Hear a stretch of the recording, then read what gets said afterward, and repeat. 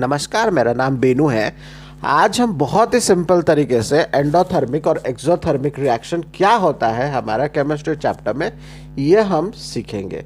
तो इसको बहुत ही इजी तरीके से सीखेंगे और एग्जांपल्स के थ्रू सीखेंगे। डे टू डे एग्जांपल जो हम रेगुलरली हमारे डे टू डे बेसिस में हम यूज़ करते हैं, हम देखते हैं, इनके बारे में हम यहाँ पे जानेंगे और सीखेंगे, रिलेट करेंगे। देखो गाइस, रिलेट करना बहुत इंपॉर्टेंट है। अगर जो चीज़ आप सीख रहे हो, आपके बुक से जो चीज़ आप सीख रहे हो, उसको अगर आप रिलेट नहीं कर पाओगे तो क्या होता है, हम कॉन्सेप्ट अच्छे से समझ नहीं पाते हैं। Okay, so I am hoping that you will get this video more informative and educative. अगर ये आपको अच्छा लगा तो please hit the like button, subscribe to my channel and hit the bell icon so that you will receive all those notifications on time. तो हम आगे बढ़ते हैं। पहले हम एक्सोथर्मिक रिएक्शन क्या होता है हम समझेंगे। एक्सोथर्मिक रिएक्शन, जो भी केमिकल रिएक्शंस के बारे में हम पढ़ेंगे जिसमें हीट इवॉल्व होता है, उसको बोलते हैं एक्सोथर्मिक रिएक्शन। जिससे हीट बाहर निकलता है उसको एक्सोथर्मिक बोलते हैं। और जिस भी केमिकल रिएक्शन में हीट अंदर जाता है या तो फिर हीट अब्जॉर्ब होता है तो उसको बोलेंगे एंडोथर्मिक। तो ये समझना बहुत इंपॉर्टेंट है। एक्सो मतलब एक्सेल, ठीक है, एक्सेल मतलब बाहर निकालना, ठीक है। एक्सोथर्मिक रिएक्शन, जिस भी रिएक्शन में हीट बाहर निकलती है उसको एक्सोथर्मिक रिएक्शन बोलते हैं। इसमें आउटर सराउंडिंग को हीट रिलीज हो जाती है तो इसको एक्सोथर्मिक रिएक्शन बोलेंगे। एंडोथर्मिक रिएक्शन में हीट अंदर आती है, ठीक है, तो उसको हम बोलेंगे एंडोथर्मिक रिएक्शन। अंदर घुसेगी सिस्टम के अंदर। कहाँ से घुसता है? सराउंडिंग से सिस्टम के अंदर घुसेगा तो उसको बोलेंगे हम एंडोथर्मिक रिएक्शन, ठीक है। ये तो बहुत एक सिंपल डेफिनेशन है आपका एंडोथर्मिक और एक्सोथर्मिक रिएक्शन का।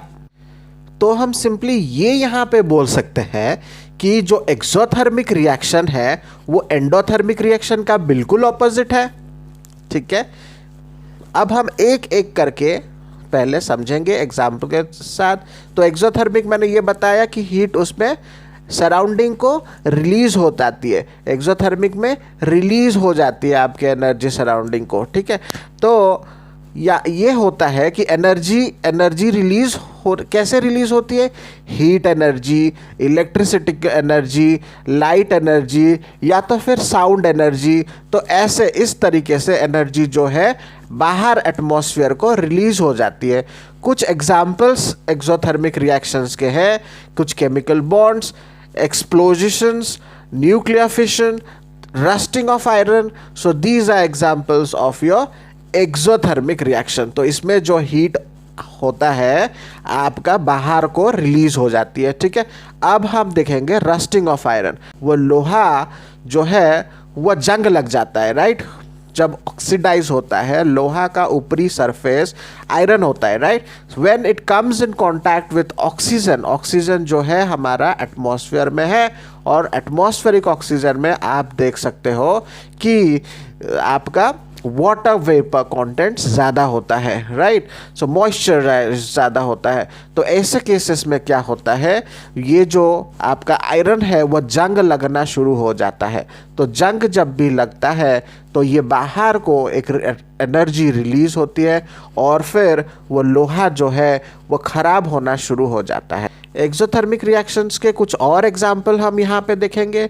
जैसे आप देखो क्विकलाइम का जो रिएक्शन है, ठीक है। हम क्या करेंगे, क्विकलाइन मतलब कैल्शियम ऑक्साइड जो आपका चूना है वो चूना को लाएंगे, ठीक है। उसमें हम क्या करेंगे, वाटर घोल देंगे, पानी जो है आप उसको पानी मिला देंगे।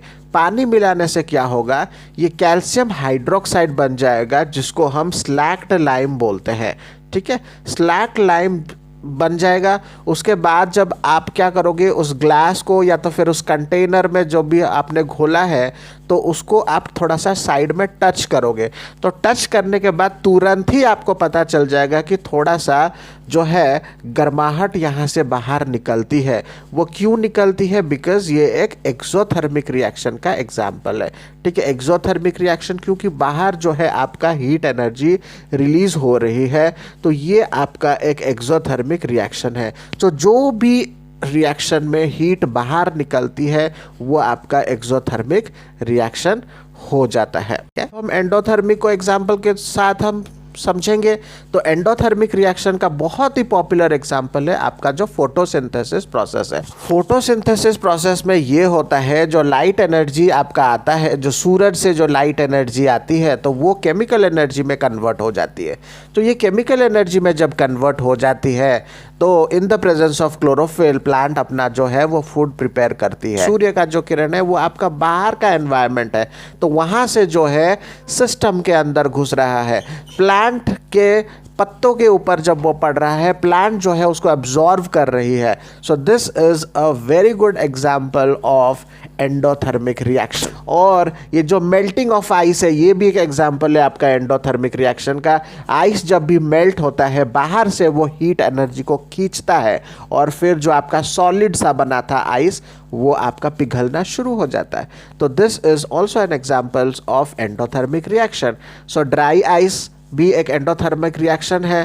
तो ये सारे एग्जाम्पल्स एंडोथर्मिक रिएक्शन समझने के लिए बेटर है। So hope you guys have understood this concept, and if in case आपको अच्छा लगा है then please subscribe to my channel, hit the bell icon and press the subscribe button as well. Thanks a lot.